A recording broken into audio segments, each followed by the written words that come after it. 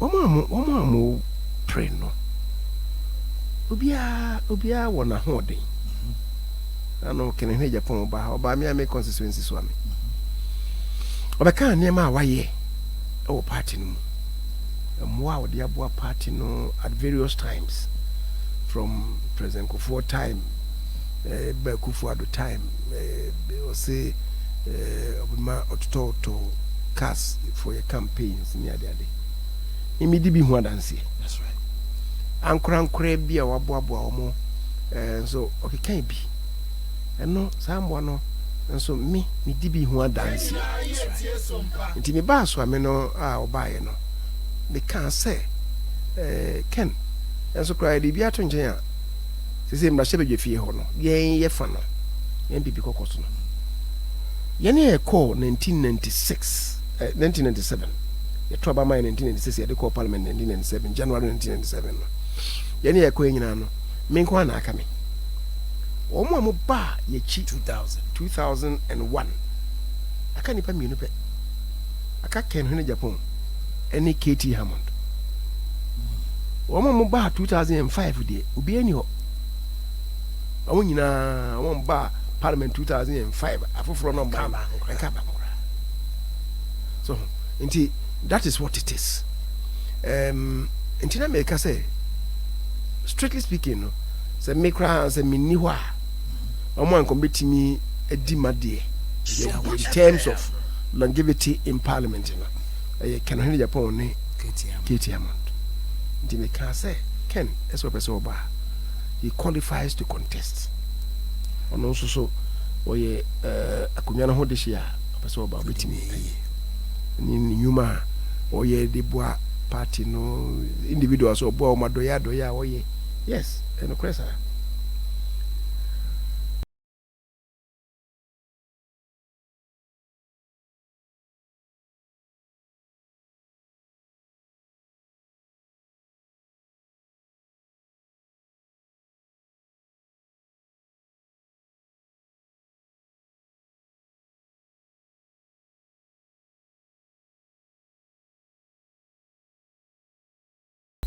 NPP ye baye na me kan nra kra obremai say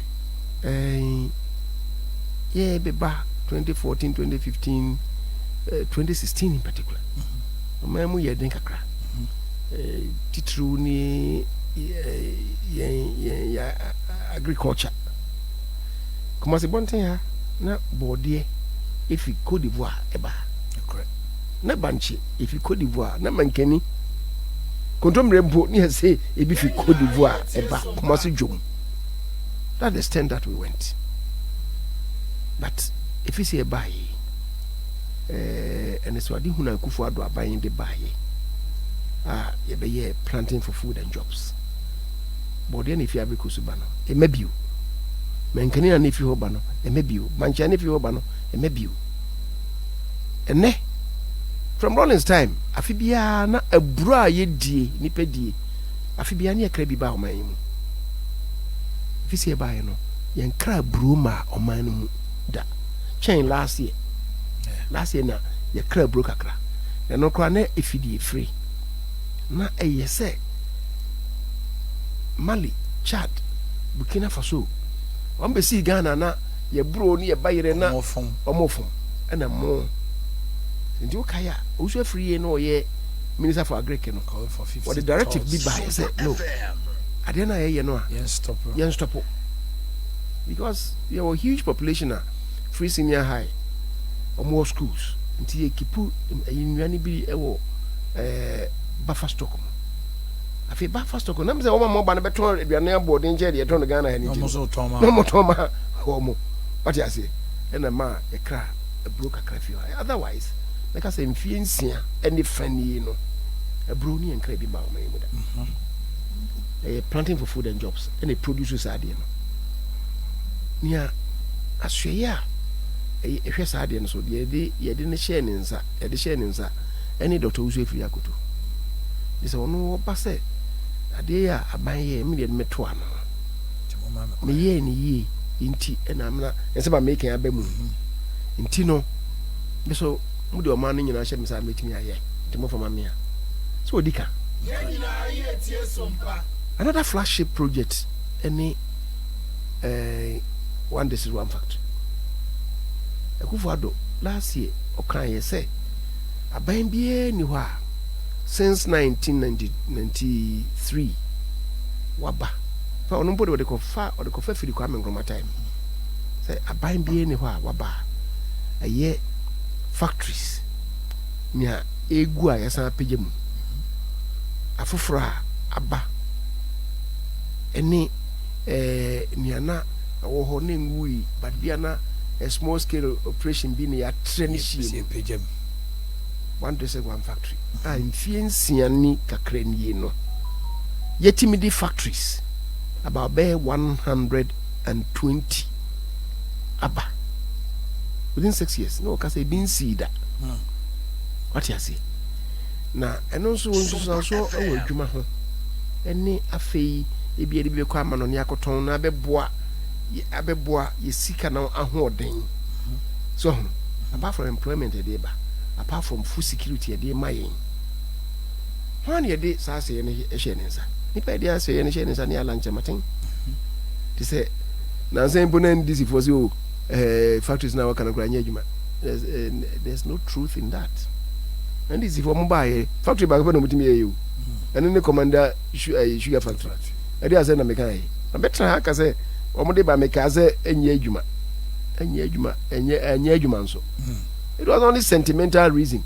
And the Kwame Nkrumah dey buy and was a Kwame Nkrumah factory near Pejaba. You could see saying enye adwuma for some reasons. I mean more Canada. And they say yeah ban yet me the 100 and over 120 factories aba. O more abana baso. Na nipa na yele to ho no so so ye ni ye nti na ma na timi ba sa nti on so fata nti so no kase alanchamatin kase ofata se ye de manwa inia o se fata so beka. That's right. What you say adwuma na ye ne factory work be so ya wunya human capital no eni se obedo me fantetie musu ehunu mu aban we ba ye de free senior higher ba. Free senior high no ye the TVET and vocational education ashem ama ni nyina se ama na ye free factory ni uhia omo a vocational omo nya sa skills no anya sa factory workers nji se omo fi abrochire eneba se Ghana for ye yes na no o kai se otumfo no ankasa tumfo asante hene o se ono wa ye ne factory and no kase o mo ebe yemu adwuma no yes nko fo mo mfi amano ne o say there be Ghana for office benya Ghana for ya me nchaade mfidie no nyina no obi epunu no fa kire bisa ye no say each and every place Ghana need your qualification bit na be to fa Ghana for nko na ade no so what you say enti ne hia say TVET education no technical and vocational education no e pejemu abana ni so ade hunu no say na making but enti alan kaso be eye de ono so free senior high no ode ono so ye twa ho ehye ne nsa no ono so ka say waye ne yi enti ehia se fata so be prebia so onyi na chenye what you say enti na meka say sankofo ni nyina obia wono competence amuye ni penti no kure obia so wono nanso what you say yenhwe ba o me a yemre nti ba o me a one so adwuma ye kenya no putting everything together coming out with the manufacturer be kire we no nyina no ba o me a was at the pivot of it. Okay, he was at the pivot of it because you see education here agric here industry here capital health and they say agenda 111 ni nyina here what you say when I decide ni say odi hunu no buy here when me na be feed into it. Okay, when I decide ni say odi hunu buy what you say afei kra no na no is say what the bibia ba say digitalization me ka sa digitalization say na no ye kwa me fi onzo omo say yen expenditure SOMPA expenditure ni ntwa so na fe ye increase domestic revenue electricity for omani abre omjije musika Ghana water omani abre omusun na mafiefie omjije musika electricity omkabo mu na nse omunam yesi jamaska omunya sese ya close to nationwide ya close to 1 billion what you say e ka ngrofo de mo no muntua wo 2.5 billion 2.5 billion obi de digitalization abase from now on yentimi mani panko fiefie mu enkoyesa do nim meters nkra yen prepaid wentua enso obi de digitalization o de akọ tax collection ti efre bibi e-tax na no Ghana revenue for say say si abebo ayen na within 2 months this year within 2 months January February a ye lean months no sika omanya ne na mo project here amaye additional 700 million would be free March April ebeka ho a my additional 1.5 billion Jerry for say yes ikono the least ambenya additional income from e-tax no it will not be less than 5 billion e ho akire say contractor for grenyes get ndi omuka wo 5 billion windfall so benye bi e dey my contractors na benye bi e dey my contractors na that's right so what you say until to me no and also ye ade a why ye and you see we're talking about competence. I'm talking about knowledge. SOMPA FM. Positively impacted on the economy. Indeed, Dr. Bomian so one strong points. Anyhow, when it forces any family you know who you fear. Baku who you feature back. Okay. And this are. Okay. Say, Oko school be mu. Yes, that school we did. Mama Binu. Secondary school. Ghana has to say. Tete hono ana ye wo school. Na me former school St. Peter's were the best school academically in Ghana. Yeah, and they went to Minkasa. And they went to Minkasa. Because O level ne A level na ne topo. That's right. Consistently for about 10 years. Yeah. Na St. Peter's O level omo topo, A level omo topo. School na omo boy echi. Those days na Wesley girls. So I say Wesley girls be try here. Say die here. So but Wesley girls are more one of the top schools in Ghana to say no. So school the omo painting will be a person never call Wesley girls. Okoha school no ma ben no. Na okọ classroom bia. Yes so here. So obi be first. I'll be ready. We should buy sanity. In the field of competent people no. There are people who are more competent. There are people who are more competent than others. Okay. Miss Anna Mihuno.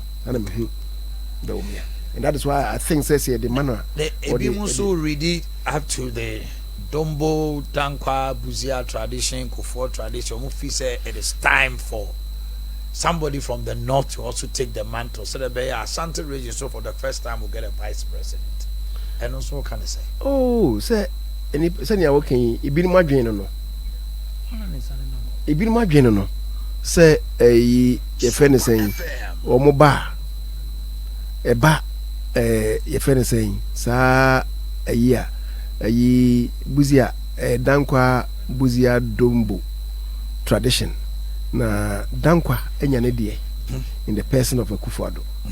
The friend saying ye Asante enso so ye bafo akutu no zo die ni mu pa o Asante abenya ye de buzia ebai ma wono de ne de no itwa so dombo asefo no and I said bia from the north in general omunya bi di binim se o ye mfa ma wo so na nye enonko even samre no na ameto nom ni SG Antonom no mo kan ho transporter people to go like a former UP they were strong elements within it. It may be a baby no a man for Becca Bia, a beardo no. We have strong votarians, BM Fanko, almost from our. You see, your constitution no can be say in appointing people to public places there should be regional balance. There should be regional balance. There should be gender balance. There should be religious balance. What I say? If anything, census I hear and actually say Christopher Moon, you make about 70%. That's right. The synchro for you about 26 point something, almost 27%. Okay. What it means is that Gramofo be a quarter of the population. If you independence, say Benina, saying a Christopher idea so, Mewa, Kwame Nkrumah, or a Christian. Or no, and a Kotuka, a free far anchor, every tune, 1 year, and you know a Christopher. And no Nachi and a Buzia by, the Buzia announced a Christian Methodist knee. Buzia Chila, a champion betuno, champion no a Christian, a champion by a chi and a Kufu, a Kufu, a Christian. And a Rollins by wants to be two Catholic. Rollins is a Catholic. Rollins a chi any Dr. Hila Liman. Also, Liman was a Christian. Though from the north. Those from the north. Onunechi and a Rollins a Korea San by. And also transform him to civilian a president. The Rollins the kind of back. Kufu. And a Kufu by. Kufu a Christian. And a male by. Male a Christian. Your Muhammad, many the assemblies of God. One day you know dinner. If you could wouldn't be watching Sunday school, what day? Georgia, wouldn't Sunday school. So as I say, John was a Christian. A Kufado was a Christian. Indeed, all through me, and yet 13 people with your man so. Me, Christopher. This is a criminal back home. A bar. So you hear some people say, "Oh, na, and the Christopher na, ema cremoni median so." I'm sure we nyas asem naka. Because we are conception class. Ye de nipa call public places. Ye nhwe na, ye nhwe say binya religious balance, binya ethnic balance. Because e ho no, nya region kwa na oka ethnic nso e ka ho. Ansa na osan be ka religion. What you say? Because ye nyine wo memu no, we should see ourselves and a champion or taikama as one people in one country. We be who say also chefa a woman. Maybe a Christian do a man who mepe. But sometimes we must make necessary adjustments. And we'll be who say we're a part of Ghana. IMF, remember now so cry. And I know man penisi baby I we are not out of the woods. He spoke the truth to Ghana and said, yes, Sika will be here free. Ebimu kase, yaya IMF, why is Overetta still there? Because President promised him more much with your four. Money didn't come also in this, we are Bemanako. Ne corner versus a baby. Semi, the old anima bear means and a good can time back. We say I have I wish I had enough time for us to deliberate on this. I was just about 4 or 5 minutes to wrap up. 7 years then. Was the president to say, IMF, no, we are not out of the woods, just saying free. Tibiani, we need free. Yes, that's right. Yes, and okay. Because see, on my moon, ye budgeter. Every year, support from outside is in the region of $3 billion. Every year.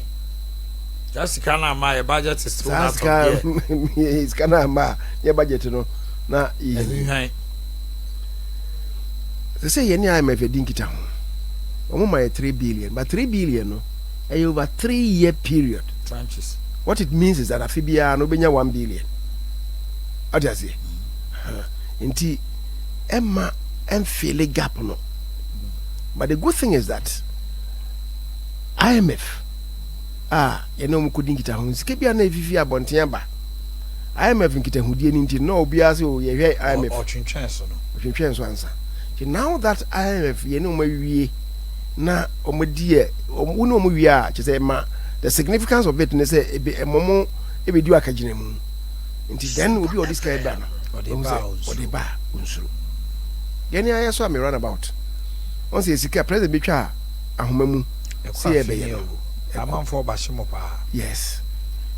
ni nyina I have discussion na e man yes ah o man na je fi o mo so ene ye hwe kiransa aba parliament so ma parliament ayi bibia wi president Sasha ase so ya jatum nhihye bia ne maka ne ya enso afei na isa ya mencha de ne se me second ya call mra hye bi fie no ni akoji sika bi because so me de ne sa na ne akoji sika bi se adwuso ye dualize adwuso kwan na akosi kono ye chemmienu akosi kono se se ye nim he ye ya chemu akosi efrancho no nkra kwan so de ni si adwuso ye se ye de toaso akosi kono se sika ne akoji fi Afri Exim Bank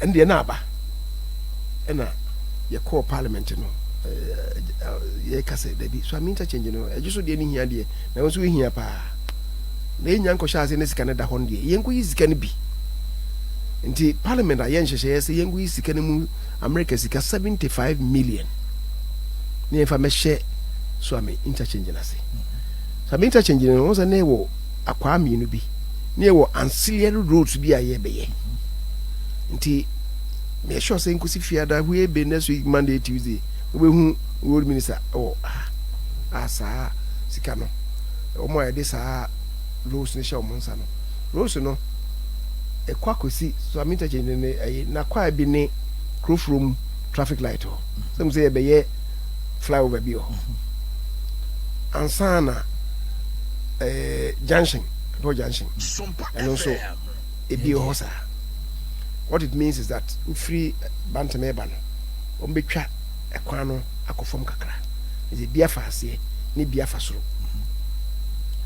ofa ye kwan so ekosi post office post office anamanya kwanta eno so ba ko ho no akosi new road junction micro eno so sa flower no ba ko ho ansa na akosi abusuan kuruwa junction eno so ba ko ho. So all these things and then the other roads are a bit diverted traffic. Baku takwa would break down wa ombe baku dia tumu afa takwa kru mu akosi soka gas a part of it na kwapra and so baku wa and also a bit diverted traffic no free the main road we person call atimetima afa almost I said that way and I make say Friday actually next week you see the road minister wa obeye sadia na 75 million na yes information ade na se no omo de be sha CCC and then ye me ho be 2-3 weeks na interchange na nkasa no and so omo be start abe work that is the and then am say emu ho na meti say ye ne original chairman mpo abe press conference fencing chama want to me say abano hwe no meye na me bo make say me sure say bia ye no May 2nd no amfana dwen ni akire we dey akire anko be hu say that thing has already been done entina me ba enra me ba na ye say we do emu ho no me hu say nkofo bi do inside ho omo do inchensin no mu say ye say omo say ho afu intino also mo ko do ye say omo ye journalist omo kuma say let me thank them say omoye omachire omaindo I see who hand over a contractor ne won insem I understand say ni pay bo ni pani bi bo so ami municipal assembly for no omobo mo so bo say na mo nkodo who hand over project ma contractor the contractor is the one who is responsible so be yes say adwuma yes so ami but you see ade no edin kra so ami ne da so no ho ye kun nyina chemiza bo ne di animu but you see so am interchange no enye so am go na say we you so he kura mbo interchange no ye wo mbe kwota bi pe cause tafo constituency no o mbe hwiegu interchange no eso abrepo bantama kayeti bantama menhia o ho say ni ethnicity eso so obi a wo bi adi o but any ye wie pe bo hu shareholders mbeba so I don't know. But say me can no ebusuafo na moye no omo kire oman ebapa susum and I say bobia but I will assure them say contractor no eba pretty soon and begin to work. I was young for the honorable chairman service here.